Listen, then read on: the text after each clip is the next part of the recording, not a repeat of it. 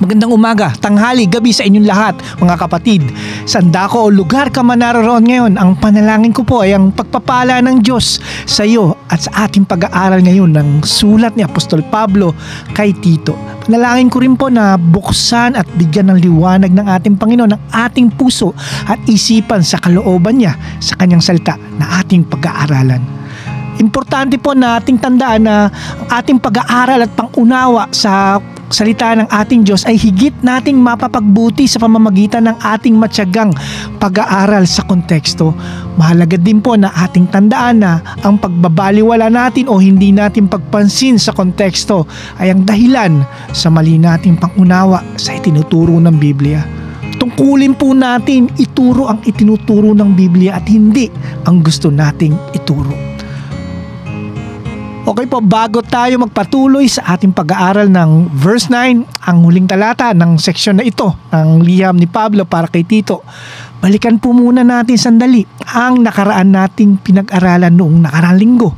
Ang Tito, Kabanata 1, talata 8, verse 8. Okay, sa nakaraan nating pag-aaral noong nakaraang linggo sa verse 8, tayo po ay mas nabigyan ng linaw at pangunawa sa tungkulin at sa batayan sa pagpili ng mamumuno sa iglesia na ibinigay ni Pablo kay Tito sa liham na ito.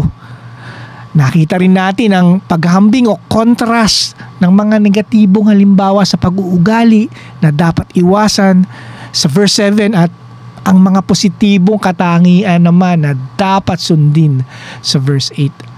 Nagkaroon din po tayo ng kaalaman sa kahulugan ng 6 na positibong katangian na ito na batayan po para sa pagkatao ng mamumuno sa iglesia ng ating Diyos.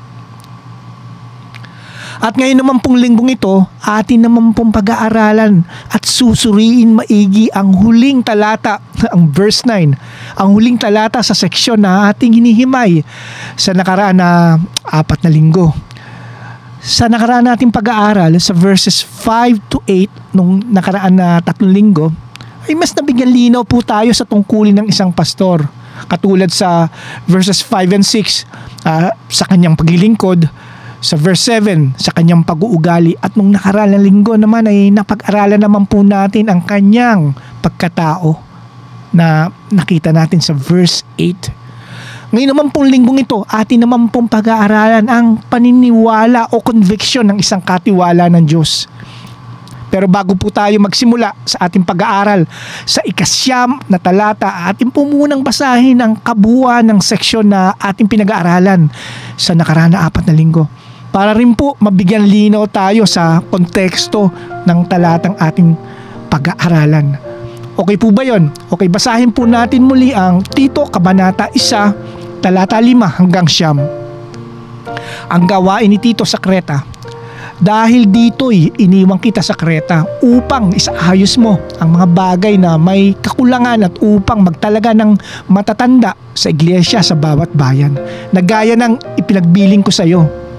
Siya ay dapat na walang kapintasan, asawa ng isang babae na ang kanyang mga anak ay mananampalataya na hindi napaparatangan ng panggugulo o ng pagiging suwail.